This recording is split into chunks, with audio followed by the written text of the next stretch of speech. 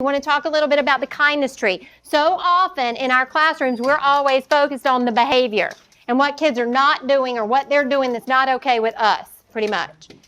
But we're shifting that. Instead of focusing on what's not going well, we're going to start focusing on what is going well and what's kind and helpful as opposed to what's hurtful. Okay? And so one of the ways that we do that is through a structure called the kindness tree, which is noticing acts of kindness.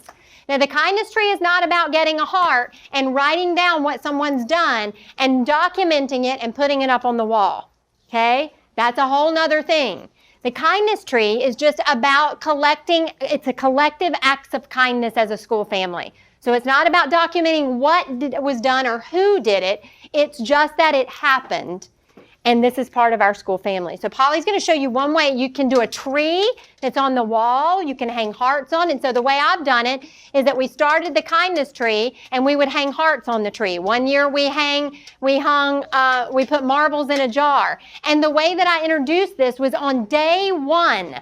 When the kids came into school, I modeled with my teaching assistant. And what I would say was, Miss Polly, you went over and you helped Yvonne open his milk. That was helpful. I'm going to put a heart on the kindness tree. Well, the kids didn't know what I was doing, but I was modeling that.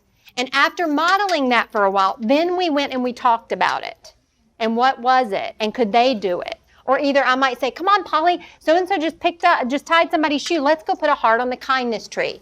So I was part of that in the beginning. That's how you start it. And again, then they take it over. Then this becomes a job. For me, it was just super simple. Took these flowers. I would take them out at the end of every day. And then when someone was kind and helpful, we would just put a flower in the pot. At the end of each day, it was a counting activity. And I came to notice on the days that I wasn't having such a great day, when I was not in my executive state, I'd look at the flower pot. It would have like 3 flowers in it, right? And that was a great reminder to myself. What was I focusing on in the classroom? It really is my state of mind that's going to determine how I see things. So, Right. so it's just a great reminder for you.